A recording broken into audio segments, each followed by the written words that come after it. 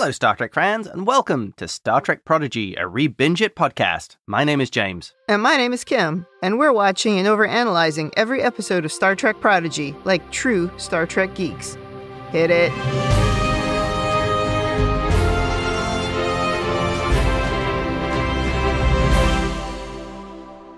Welcome back to the podcast. Today, we are on Season 1, Episode 15, Masquerade. This episode began streaming November 25th, 2022. On Paramount Plus, the description of today's episode is, trapped in the neutral zone, the crew encounters a rogue geneticist who sheds light on Dal's past. Oh, yeah. Well, here we are, 2 days after Thanksgiving, and I want to say happy Thanksgiving to everyone who celebrates it. The holiday certainly has disrupted our recording schedule a bit, but we're going to give it a shot. Yes, we're going to keep going regardless of which holiday it is. Yeah, it's so strange. In the old days of television, they never aired new episodes of shows on the major holidays, so it's very confusing. Yes. But by the way, I went back and watched the Season 2 episode of The Next Generation this morning just to remind myself who Captain Okona was. I could remember the episode just very vaguely, and I remembered that it wasn't great, but I couldn't really remember much else about it. Well, I mean, it's terrible. The character is terrible. Women in that episode are written terribly. One of the things that we do on ReBinge Deep Space Nine, our other podcast, is we talk about the portrayals of women in the future. That's one of our main categories that we discuss every week. And boy, I would have a lot to say about that episode. That episode is not one of the standout ones that made TNG the series it became. No, absolutely not. I mean, there's even a terrible B story with Data trying to be a comedian, or at least, he's trying to tell a joke and learn how to laugh. But It is really, really terrible. It's funny that they pluck characters out of these terrible episodes to use them in better ways. Yeah, that B story is up there with one of the really bad B stories. Absolutely embarrassingly awful. Maybe we should get started on this episode then? Oh, yeah. Let's get to something better. We open with Dal recording a log, and he seems to have regressed a little bit because he doesn't care about putting the stardate in. Or he's just cranky. Yeah. There's a quick montage of what's happening on the ship. Jankum is trying to fix the nacelles. Murph has gotten a hold of two phasers. Don't give Murph access to weapons. Pets, toddlers, whatever he is at this point. He might be indestructible, but he should not be waving phasers around. I didn't find this particularly funny, I have to say. Maybe it's just a sensitivity to the shootings that have happened in the U.S., but that's what this reminded me of, and they just sort of make it a joke that he's just waving these phasers around, and he almost shoots Zero and Rock, but haha, isn't that funny? Not so much. Yeah, it really is a little bit tasteless. Like, wouldn't it be funny if your toddler got a hold of your guns? Yeah, in a kid show. Yeah. Yeah, very tasteless. Fortunately, Okona does manage to trap Murph in a hamster ball, which he doesn't seem to be too upset about. That was very cute. We get the first hint here that Dal is somewhat jealous of Okona. Yes. Because Okona can be quite charming. Yep. And Dal is portraying him, at least in his mind, in his log that he's giving, that he's fixing everything around the ship, and it's really irritating Dal. He's feeling a little jealous. Yeah, he doesn't like being second fiddle to the outrageous Okona, that's for sure. Right. Well, when everyone complains that Dal doesn't seem to have a plan in the neutral zone, Okona suggests that they visit a nearby starport called the Noble Isle to get the parts they need to fix the damaged ship. He says he does business there all the time. Some advice here. Seeing as this guy managed to get arrested in Mos Eisley, I really don't think you should be hanging out with him too much, especially going to other ports. Yeah, I agree. I think they like having another person on the ship, and it does seem like maybe he's helpful in some ways, but I agree. You gotta watch out for him. I mean, he was under arrest on the previous episode. Right. Back to the Dauntless, and Vice Admiral Janeway is talking to Admiral Jellicoe. Voiced by the original actor, by the way, as is Okona. I don't think we mentioned that in the previous episode, but yeah, these are the original portrayers of these characters. Well, the Admiral's following the Star Trek tradition of he's slightly jerky. Oh, yeah. And Janeway can't convince Jellicoe to allow them into the neutral zone. And he tells her that if the Romulans attempt to steal the Protostar, Janeway should just destroy it. This is clearly very frustrating for her. But really, what can you expect from a former executive from OCP? What's OCP? He played Dick Jones in RoboCop. Oh, right. This guy, right. The guy who plays Jellicoe was also in RoboCop, right. Again, I get annoyed here in this scene, as twice in the first 2 minutes that I'm annoyed, I'm sorry. But somebody again is saying here that Janeway's personal feelings are clouding her judgment. And maybe what's bugging me is that women are frequently accused of being too emotional. And I mean, I think we have seen that Janeway knows how to act on her emotions when they're important. And I just don't understand why we keep saying it here. What evidence do we have that she's making bad decisions based on emotion? That is a good point. This is also dealing with Starfleet and Federation security. Do you really want your top prototype ship with an advanced warp drive falling into the hands of still your largest rival? Yeah, precisely. And if they didn't want her working on something that she had an emotional connection to, why do they have her out here chasing Chakotay anyway? Yeah. So now you're going to criticize her for the mission that you've obviously sent her on or allowed her to go on? It's obnoxious. It's a traditionally bad Starfleet admiral. It is something of a Star Trek tradition that the admirals are kind of narrow-minded or short-sighted. Yeah, they're paper pushers. Yeah. I get the feeling most of these admirals have never been further than Neptune Station when it comes to deep space. Well, this guy was a captain on TNG, and also he was kind of a jerk then. So I think he's just head jerk at this point. He's just gotten worse. And who can forgive him for what he did to Detroit? I don't think that this is the same target audience watching Prodigy as those that watched RoboCop. Oh, okay. I'm sure there's a few of you. Moving on. Meanwhile, the Protostar has arrived at Noble Isle, and we get the introduction to a classic piece of sci-fi hardware, the space elevator. It's the only way to get to the planet's surface because of the ion storms that surround it. We saw a space elevator in a Voyager episode, I believe. Yes, a pretty good one with Neelix and Tuvok, if I remember correctly. And also, ion storms are notorious in Star Trek for causing trouble with transporters, with shuttles, with everything. Yeah. Sensors. Did they cause transporter duplicates? I don't think. Well, maybe. Yes. I think even they can send you to the Mirrorverse. Oh. Yeah, you got to watch out for ion storms. Yeah. Well, Okona says this place is perfect for sensitive business that the Federation can't or won't do, cutting-edge science that pushes the boundaries. This excites Rock Talk, of course, because she loves science. Oh, yeah. But Janeway warns them by saying, when he says cutting edge, he means unregulated. You say, I say. Lost in the translation. Yeah. Well, before they head out, Janeway also warns them, if it's too good to be true, it probably is. So in other words, this is a fun place where you can carry out unethical or immoral experiments and nobody will complain. Yeah. Maybe Janeway should be giving them some stronger warnings, like, don't go down there. Yeah, but they would go anyway, and they're not doing a great job of listening to her. You know, the mirror version of Rock would have like a whole lab complex down here. That's what I'm thinking. She'd be trying to create unicorns in her lab. Like Jennifer Goines on 12 Monkeys. Oh, yes. They're descending in the space elevator, and just like in Picard, as they approach Free Cloud, they get some targeted ads. And I can't help thinking about how much malware they're probably picking up on the way down. Make sure you purge all your systems. Yeah, definitely. A very alien-looking thing is advertising genetic augmentation, saying, don't let your genes impede your dreams.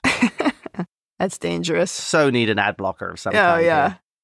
I spent a long time trying to figure out who she looked like, and eventually I settled on she was a cross between the aliens from Mars Attacks and those little aliens in Galaxy Quest when they get really mad. I think together they made this character. I always find it interesting what you see parallels in. Well, this is Dr. Jago, a geneticist. And coincidentally, this is exactly who Captain Eyepatch has come to see. Did you get a total Simpsons flash here with Dr. Nick? You've tried the best, now try the rest. Oh, yeah, I can see that. A little bit. She's maybe a little bit more competent. Yeah, the same terrible ads, though. Well, we end up in Dr. Nick's lab, and Rock is very excited to see the genetic structure she's been reading about. Dr. Jago is upset that Okona didn't get her shipment, you know, the one that was confiscated from him in the previous episode. And she blames the Federation for inhibiting science yet again. So I think we already know this is not someone who's doing real mainstream science. No, for sure. She's probably using proto-matter. Yeah. Well, she notices Dal and calls him an interesting specimen. And then, without even asking, she takes a hair sample for a DNA test, telling the others that the origins of Dal are obvious, not from where he comes, but from who. Yes. When she puts his hair into her machine, it immediately displays an image of him, and somehow the DNA sample includes his clothes and his boots. I thought that was super funny. This is a very sophisticated machine. Clearly. Dr. Jago tells him, as she suspected, he is the handiwork of the protégés of Dr. Arik Sung. Nothing good comes from that name. Yeah, you'd think the Federation would have figured out by this point that really you should hunt all of them down and do something about them. Yeah, you should get rid of them. Dal is the result of artificial hybrid speciation, where they started with a human and then added in the genetic traits of 26 different species, including Vulcans and Proto-Organian. I started reading the little boxes that came up by the doctor's display there, but as we're Star Trek geeks, we had to find as many as we could. Oh my gosh. Yeah, we did this forever. We had the screen paused, and then we'd have to go forward a second and then back a second until we could see everything on the screen at once. Yeah, we took a while looking at that one. Yeah. But here's what we found, listeners, because I'm sure you're very interested. Oh, yeah. So here's what we could see. Vulcan, human, Tellarite, Dominion. Is Dominion a race? Not a race. Gorn, Klingon, Orion, Rycian, Vidians, Zindi, Suliban, Hirogen, Cardassian, Bajoran, Romulan, Breen, Kazon, Ferengi, Species 8472. Which has a logo, but not a name. I'd like to know how they got that one. Yeah. Marquis, not a race. Andorian, Riemann, Tholian, Sonar, and the Kremen Empire. I like the reference to the Kremen Empire. Yeah. I think we got all but one, which was the one with a Q. And I honestly don't see how you're going to be able to get DNA from a Q, or if you do, not be godlike. Yeah, I agree. I don't see how you're going to get DNA from a Q, but we couldn't find any other reference to that logo that just looked like a big Q. Yeah. So I don't know. At the same time, she does say Proto-Organian, and we didn't find any of those logos to line up with that either. So maybe that was the one that was the Q. But I mean, the Q doesn't really make any sense. But when she says she sees Proto-Organian, the symbol for Ryza is the one that is highlighted. So, and we watched this many times, and that's what happens. Yeah. And so did she get that wrong? Is this an inference that maybe she's a little bit of a quack or a charlatan? Yeah. I think that maybe it is going some of the way to saying she's kind of a Dr. Nick. Because they couldn't possibly have thought we wouldn't notice. Yeah. This is exactly what Star Trek geeks are going to pay very close attention to. Oh, completely. It was a lot of fun. Dal is quite upset he was born in a petri dish and doesn't have parents, calling himself a failed experiment. Oh, I don't know. I don't understand why he thinks of himself as a failed experiment. It looks pretty successful to me. Yeah. First of all, he is an absolutely beautiful color of purple. Couldn't be a better color. Normally, if you put a bunch of different colors together, you just end up with sort of a muddy color, right? But no, this gorgeous purple. He's also got those cool sparkles on his face. He's got these awesome spots, and he's got impressive hair. So I don't know how he sees this as unsuccessful. Maybe he's just concerned that he doesn't have parents, which I don't know exactly how she knows that either, but he was very upset here. Well, Dr. Jago offers Dal augmentation so he can trigger his genetic traits at will. He quotes Janeway, "If it's too good to be true," and then he just declines. The crew leaves the room, but Dal lags behind, and when they've left, or at least they're out of earshot, he asks the doctor, "Just how fast is this procedure?" Oh, don't do it, Dal. Listen to Janeway. Oh, listen to Janeway. It's the lesson all the time. Yeah. Back to the Dauntless, and Ensign Not Tahani is talking to the diviner. She asks, "What is your mission?" But he still does not remember the details. Not Tahani tells Janeway she can covertly enter the neutral zone and go after the Protostar. Mm-hmm. Janeway does not approve the plan, but they both realize that if they're working on this, then so are the Romulans. And we immediately go to Noble Isle and see several Romulans in exceedingly cool spacesuits beam down. Yep. This, I think, is another nod to Picard, because the spacesuits look like the Tal Shiar hit teams. They absolutely do. One of them actually has a gun strapped to him that is so large, it is more than half of his size. It's almost as big as the entire person. The Romulans like to show off, I think. I think so. Now Okona is telling Gwen and Rock the storyline from his terrible Next Generation episode. And Dal appears, and he's immediately acting kind of strange. Yeah. And he completes the story that Okona is telling, seeming to possibly read Okona's mind. Or, maybe he saw the episode. I don't know. He watched the episode, yeah. He also starts using bigger words than he has been before, and he starts doing some acrobatics, so something is up. Yeah. Up on the Protostar, the Romulans have boarded and stunned Zero and Jankum and disabled Janeway. And from previous interactions with the Romulans, these must be pretty low-ranking ones because they have no shoulder pads. That's true. We've gotten away from the big square shoulders. Yeah, the higher rank you are for a Romulan, you got to have wider shoulders. Yeah. Fortunately, the crew have locked out the Protostar so they can't access any of the controls, forcing the Romulans to find the captain. Outside, they jump off the platform, skydiving to the planet's surface. This is so reminiscent of Star Trek, the Kelvin universe. Oh, yeah, absolutely. Diving down towards the platform. Yeah, it's very cool. Yeah. Locking out command controls was a bit of a shock to me. Normally, anyone can just steal any ship in Star Trek. Yeah, and the password's been hard-coded 1, 2, 3, 4 for years. Yeah, that was a shock. And finally, some security. Back on the Dauntless, Ensign Tahani is giving a status report that the Romulans are going after the captain of the Protostar.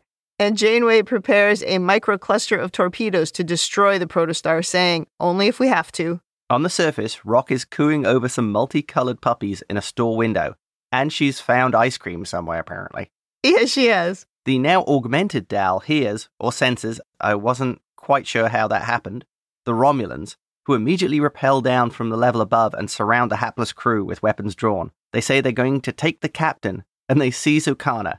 Dal, following tradition of not knowing when to keep quiet, says, "You think he's the captain?" And instead, they point their weapons at him. Yeah, that was really dumb.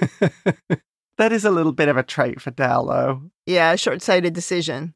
Well, taking his chance now, Okona wishes them good luck and just bails. Yeah. And Murph is getting very agitated in his hamster ball, and Dal tries to calm him down. He says he's got this, and then he uses his tail, which we haven't seen him do before, to press a button which has now been installed on the back of Dal's head, sort of at the base of his neck. Yeah. We see some kind of nanotech in his bloodstream start to spark around blood cells, and he takes out all of the Tal Shiar team, knocking them all down. And Gwen asks, what's gotten into him? Dal turns around and says, the battle is in his blood. Yeah. And he appears to have now developed Klingon ridges and is even rocking like a small goatee. Yeah. Rock figures it out that he got implants, and Gwyn points out that he probably shouldn't have juiced it that much. Yeah. Now, as they hide from the Romulans, Dal keeps on taking on more and more characteristics from his activated DNA, forming the ears of a Vulcan and the antenna of Andorians. Rock says they need to get him to sickbay, and as they walk, she even growls at an advert from Dr. Jago. Yeah. Well, the crew is now heading back up on the elevator, and Dal is growing tusks. Yeah. And we go into a chase sequence with the Romulans following in elevator cars on each side of the crew and shooting at them.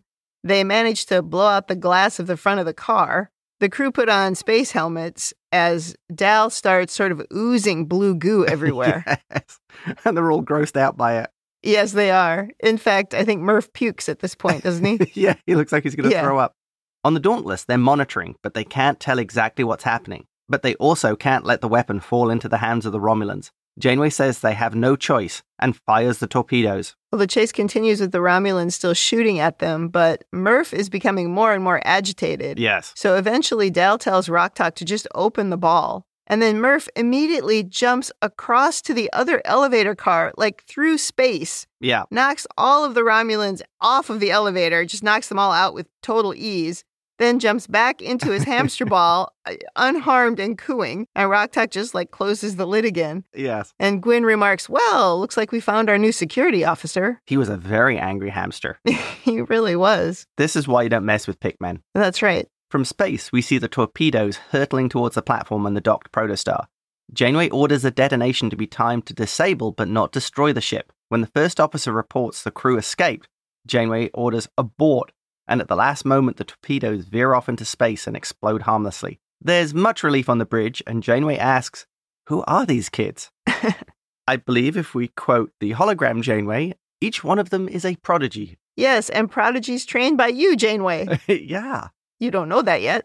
Well, Dal apologizes to the others, telling them that he messed up. He just didn't want to be a mistake. And also, he wanted them to look at him the way they were looking at Okona. But Gwen tells him, You're better than that guy. You didn't run out on us. As they finish the ascent, we see Murph has made himself now into some kind of a shield around the front of the elevator because the glass had been broken. Yeah. So he's also quite stretchy. Yeah, he seems to be exhibiting a lot of very interesting characteristics. Yeah, he's extremely handy, and he seems like he's sentient because he seems able to make decisions. He doesn't always make good decisions, but he seems to be able to make decisions based on his surroundings. So it's interesting. Yeah. But he can't communicate. Not yet. Yeah, not yet. Now on the Protostar, Rock is excitedly recording her first science log. Yeah. And in the background, we see Gwyn chasing Murph with the hamster ball. Also, Jankum is fixing the ship, and Zero with Rock are removing the dermal implant from Dal before any changes become permanent. The upbeat music swells as the crew gather around the more normal-looking Dal, and Rock narrates, "It's our imperfections that make us who we are." You know, I'm not a hard scientist, but I'm not sure this is exactly how DNA works. I mean, I don't know. Trust me, it totally is. This is exactly it. Most accurate representation. Changes, and then, let's undo it before they become permanent. Like, was there a time limit when it was going to become permanent? That was a little hand-wavy. That was a lot hand-wavy. Yes, that was a true Star Trek hand-waviness. It was also a little bit maybe of a kid's cartoon kind of hand-wave. Well, but this is not untypical. I mean, look at Picard and Locutus as an example. We see this whole thing about how Borg implants are almost impossible to remove and you can't get rid of them, and 7 of 9 has to spend her life with the implants and so on. And with Picard, it's like, he's back in sickbay. Beverly took him out in 5 minutes. Well, Sir Patrick Stewart didn't want to wear plastic bits on his face. Yeah, you're not telling him to wear plastic bits for the rest of the show, no. Oh, definitely. Well, we cut to the Dauntless with sinister theme music playing. Yes. And Ensign Tahani walks in on the diviner telling him, "We need a change. We're running out of time." And then she shockingly says, "Dreadnought, activate." And the table suddenly transforms into Darth Dreadnought, saying, "There is no barrier we cannot overcome." Then Tahani presses a very similar button to Dal's on the back of her neck, although I don't know how nobody saw this. It seems like it was quite high. But the shocking part of this is that when she presses it, she turns into another Vaunakat looking a lot like Gwen. And she says, "You weren't the only one sent back to find the ship. The end." Wow. Yes. That was fantastic. We were so shocked when that happened. Like, jaws dropped. Yeah.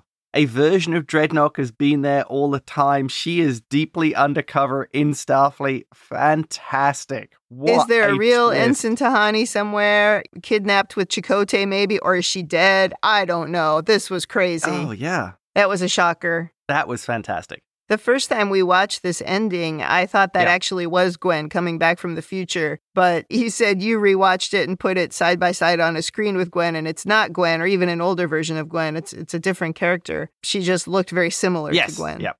Okay, let's move on to our categories then. What stood out in this episode? Well, Dal's parents, or Dal's memory of his parents. Yeah, the memory that he had of 2 purple people. Yeah. Or was that a memory that we saw in a previous episode, or was that just something that alien creature had generated in his mind? That's a good question. I don't know. Because he couldn't remember their faces, so... Right, yeah. It could be just an implanted memory as well, or just something that he imagined, period. Good point. The Romulans in the current Star Trek universe, they look a lot better. They have better haircuts. They have better costumes. They don't do the stupid shoulder pad things anymore. Oh. They're not all wearing just that same square top. With the super wide shoulders. I think they're a lot more menacing like this. They definitely seem more sinister like this. Agreed. Yeah. Well, there was another big cliffhanger. Yeah, it's so interesting how these episodes are serialized so heavily, because it always makes it tougher then to have these things as repeatable episodes or people dropping in and out of them. So I'm not criticizing it. I think it's quite a commitment that they've made. And it certainly makes you at the end of every episode just go, I got to see the next episode now. After that ending, yeah. Yeah. Oh, that was a shocker today. Yeah.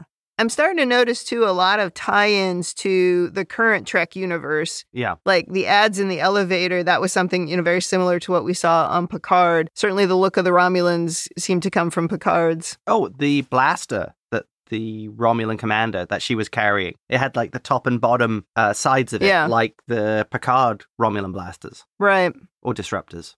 So I'm wondering, how many other motivational phrases is Dreadnought programmed with? Is this like a sub-programming thing? You almost expected him to say, "Join me, and together we can rule the galaxy." I'm thinking more things like, teamwork is the base of success. Teamwork makes the dream work. Yeah, exactly. Yeah, it was funny that he stands up and says, "There's no barrier we cannot overcome." I wonder if that was some kind of a trigger phrase that they thought would bring him out of his state that he's in. It's a good take. So now I'm very concerned about how many more of these time-traveling Vanu-Ka are there. Well, I know that in one of the early episodes in the first half of the season, they sort of hinted that this had been happening for a while, that they had been sending people back to try to stop the Starfleet interference, right? Well, the line about how he was the last one left. Yeah, but when you time travel, they could come from anywhere. Right. Right? So it's a good question. There could be a lot of them. I don't like this trick that she can push a button and look like somebody else. It reminds me a little bit of the Founders on Deep Space Nine and how, for a while, they really leaned into anybody could be a Founder because they could just look like anyone. And while I get that maybe in a movie that can be a very effective scare tactic, but on a TV show, I think that it's like it's too easy and then they become too powerful. And I don't know. I don't really like that. But this is a thing they've done on Star Trek many times, where they have changed the appearance of someone. I think we have some more to talk about that and the trekkiness. Yeah, okay. Well, let's move on to character development. And I think I would start with Dal. This is mostly a Dal episode when it comes to the main crew. And Dal certainly regressed a bit early in the episode when he became jealous of Okona. It's like he'd gotten sort of too big for his britches in a way, and he was feeling threatened, or like he deserved to be the captain. He deserved everybody's respect. And I think that was like a real flashback to early Dal. Oh, agreed. And maybe he's taken a lot of great strides in the last few episodes, so we probably shouldn't be surprised that they were going to pull him back down to earth a few times. And I think it does work because he is feeling... We know he's felt imposter syndrome in the past, and they're dealing with this captain who seems very much more experienced and having things together. Yeah, with no effort. Dal would feel very threatened by that. Yeah. And probably would regress. Yeah. Yeah, threatened is the right word. I thought it was interesting how he repeated Janeway's advice, but just didn't follow it. Yeah. Maybe this is just reinforcing the point that you've got to listen to Janeway. Yes. She's giving you egoless advice. It's not that she's trying to put you down. This is good stuff. And they all know at this point that Janeway is there to help them. Yeah. So she doesn't have suspicious motives. She can't. She's a computer. Right. So, yeah, they really have to do a better job of listening to her, heeding her warnings at least. I guess this all falls under the learning process of youth. Yeah, I guess so. And if they didn't make any mistakes, the show would probably be quite boring. Like any show. And short. Yeah. Well, another big character development was with Murph. I mean, suddenly he's a ninja. A goo ninja. A goo ninja Pikmin, which we didn't even know existed. Yeah. Yeah, that was cool. His ninja moves, but then also when he stretched himself out to protect them. It was very interesting. But I think that was it in terms of the character development in this episode because, it was mostly about Dal. And they just really reinforced that Rock is very much into learning and science and wants to learn more about basically everything. It's almost like they left the other characters out. Yeah. Jankum only has a couple of lines, which was disappointing, and Zero isn't in it much at all either. Yeah. There's not even a lot of Hollow Janeway in this episode. No. Okay, let's move on to how this episode worked for a kid's show and hear from our 7-year-old correspondent, Mahi. So, did you watch the latest episode of Star Trek Prodigy? Yes, I did. What did you think about it? Can you summarize it for us? I loved the episode for so many reasons. The team made Del Rey feel good about who he was and how he was better than Okona. We also have Superpower Murph now to help the crew and protect them. Thank God Vice Admiral Janeway did not destroy the Protostar.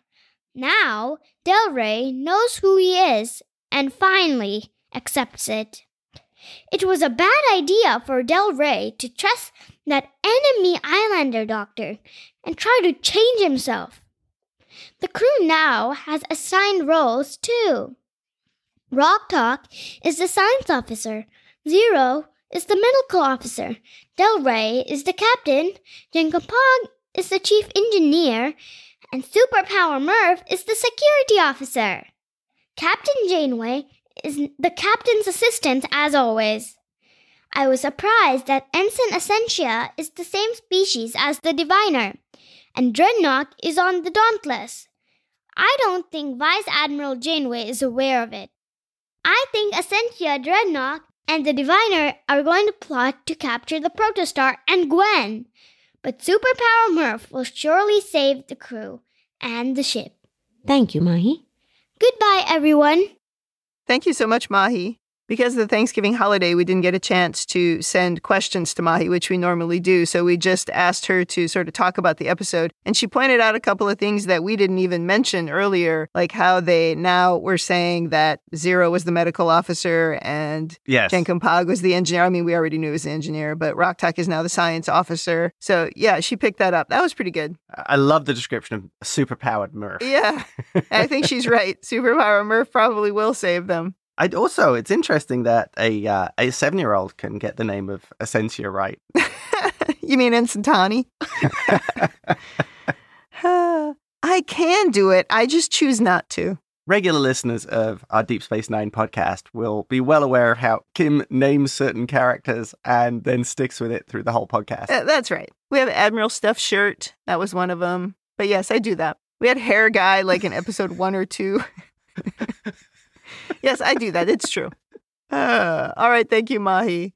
So normally Mahi tells us what the lesson is that she learned in the episode, but we didn't get to that this time. Yeah. I watched the extra on Paramount Plus, which they don't have at the end of every episode, but they do have it most of the time. And it's Kate Mulgrew talking about what the lesson is in the latest episode. And she said, I don't remember exactly what she said, but it was something about, embracing your uniqueness. And it's good that everybody is different, talking about Dal's storyline. But I know we like to come up with our own lessons. And a lot of times we just shout it out while we're watching the episode. Yeah. And the first thing that I shouted out in this episode was, don't leave your guns out. That's very dangerous. And my take was, do not arm pigmen. Yeah. Although the yellow ones were pretty good. Yeah, the yellow ones had the bombs. Yeah, they were great. But they would throw it, and then they would have to run away. But sometimes if you didn't run away fast enough, it could be very bad. Yeah, it got bad.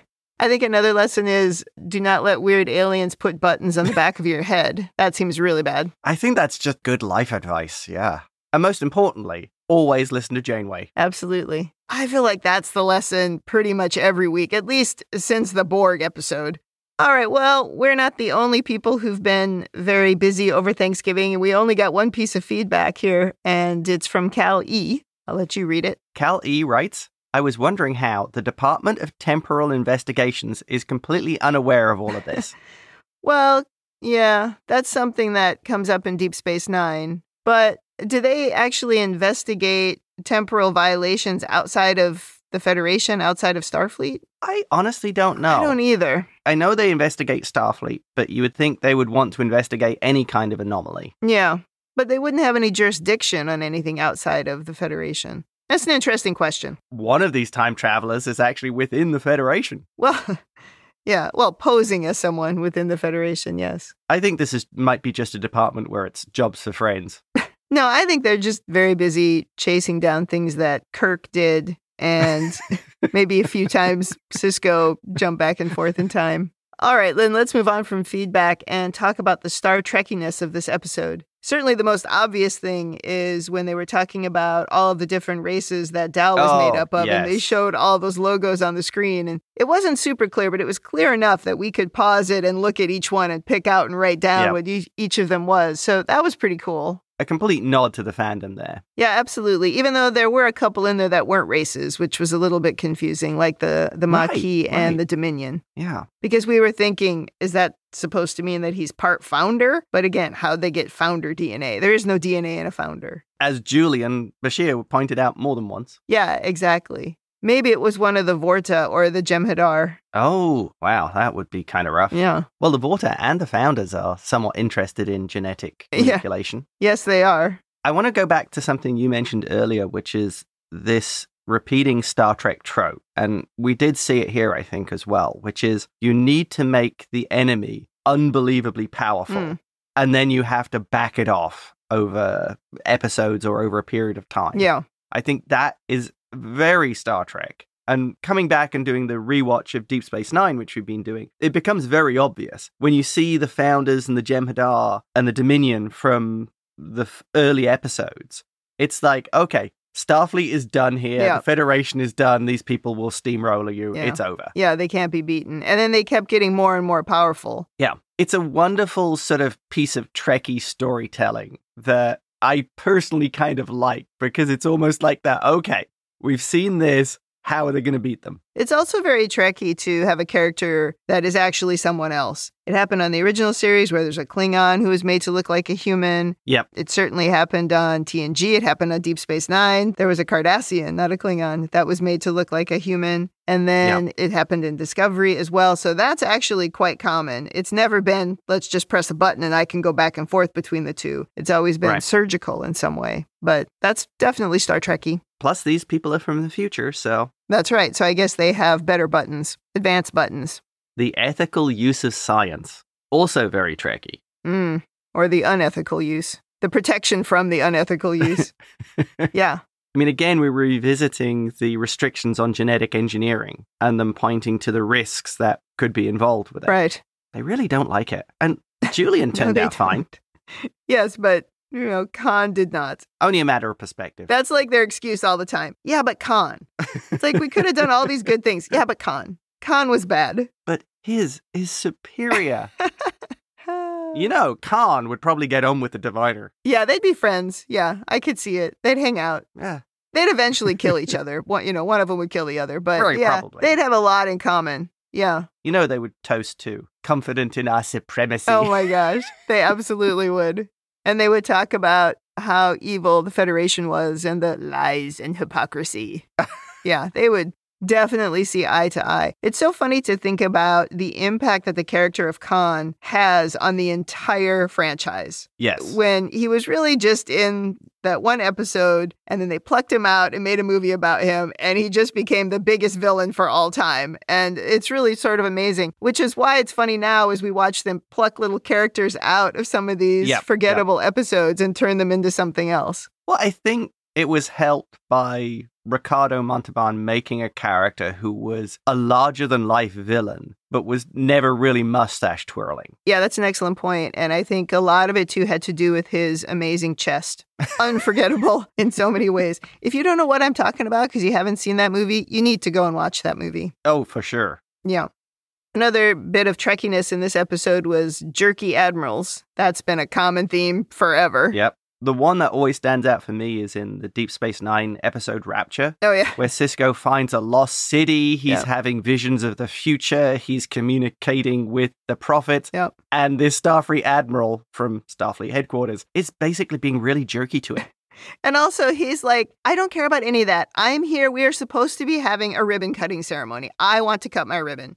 It's It was so wonderfully sort of pettiness of the Admiral. He's a great example of the incompetent Admiral. This Admiral's not incompetent. He's just a jerk in this episode. Yeah. The deceptive Romulans, obviously, that is Trek from the beginning. Oh, completely. Yeah. Well, let's move on to the category we added last week of the Star Warsiness. And I don't think there was quite as much Star Warsy stuff to talk about. No. Maybe Darth Dreadnought popping up there. We certainly got a little bit of the Star Wars feel. That was my only comment. It was good to see Darth Dreadnought back. I think my only comment here, and this isn't so specific to Star Wars as it is, Star Trek is now, it's becoming its own massive universe that's all intertwined. There hasn't always been that sort of big picture, I think, that you could get from it. Each series kind of stood on its own. And in the current world of Star Trek, these series call back a lot more to their past, to the past series and the past characters and the movies and everything. And that is sort of what they've been doing with Star Wars on Disney as well. So I would say that was maybe a little bit of the Star Warsiness that hit me. It wasn't specific to this episode, but just in general. Star Trek, the expanded universe. Yeah. And I like it. Oh, definitely. It could be argued that has always existed within the books. Oh, that's absolutely true. That is a very good point. Yes. But I would say seeing it in the screen version is a different medium. Yeah, I like it. I know there's a lot of criticisms of Star Wars and how it's changing things, but really at this point, there's always been way more to Star Trek than there was to Star Wars. Yeah. Now there's a ton of Star Wars, too much maybe, right? But Star Trek always had a lot more to go on. And so it would make a lot of sense that trying to tie them a little bit together more would make things more cohesive. So I like it. Agreed. Okay, let's move on to rating. What did you think of Masquerade out of 10? Okay, here's my background. This, I was going to give it a 9.5. Okay. Because I didn't think they did things like the chase and the escaping from the Romulans. It didn't feel as intense as they've managed to make it in the past. Yeah. And they've done some fantastic chase and escape sequences. Yes, they have. Yeah. I didn't feel it was as tight as they've done in the past, even though it was good. And then the cliffhanger at the end and the reveal with Dreadnought and another Vonnegut from the future. I'm like, okay, you got me. It's pushing it over the line. Oh my gosh. It's another great episode. Giving it a 10. You're back to 10. That's funny. Yeah, I can see your point that the chase wasn't quite as intense, maybe not as strong of a use of music. It felt rushed because I think they were doing a lot of other stuff in this episode. Yeah, I think they had a lot of content to crush into the episode. Yeah, and I feel too like we got quite distracted by that Dal thing and we're looking at those logos for a long time and that maybe made the episode seem a bit different. But I would agree there wasn't quite as much drama in the chase scene. Like, I never felt like they were in peril. I was a little bit confused about why they were shooting at them when they needed to get the captain. They needed him alive. So that was a little bit confusing. And I certainly never thought Janeway was going to blow up the Protostar. So some of that drama was sort of missing maybe as well. Yeah. I really thought that the genetic stuff with Dal was a little silly. And it's the kind of silliness that we've definitely seen on Star Trek before. It's not that that's different. Like, there's a lot of silly Star Trek episodes. So it's not a specific criticism to Prodigy. But I did think that was a little bit silly. So I think I'm going to give it a 7 out of 10. I might have given it a lower rating, but that last scene was such a jaw dropper and didn't see it coming. And we were so shocked by it that it probably bumped it up a little for me. So that's my rating.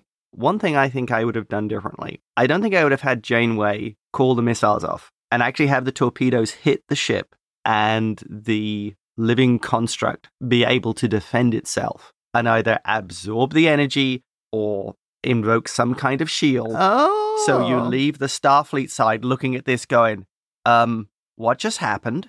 Because we have seen things like that before in Star Trek. Yes, where the ship has basically defended itself. Right. That would have been very interesting. And I think then you would have removed any kind of question of, oh, well, if it goes wrong, we'll just blow up the Protostar. It suddenly becomes... Yeah, you're not blowing up that ship. You can't destroy it. Maybe that's still a card they'll play. Oh, that's true. That's a really good idea. All right, I think that wraps up Season 1, Episode 15. Yeah, it seems like it's been a quick one. Has it? Come back next week for Episode 16. But before we wrap up, I want to let you know that James and I can always be reached at RebingeIt@gmail.com and also on Twitter and Instagram at RebingeIt.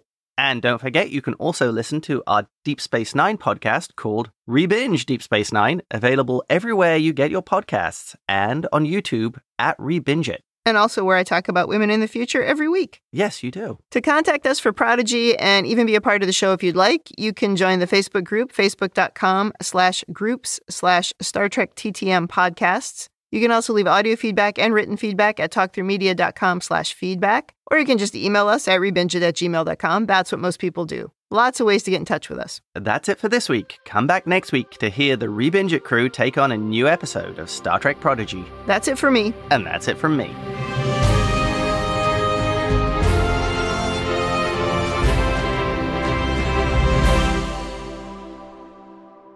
And listen to Janeway. And don't be a Borg.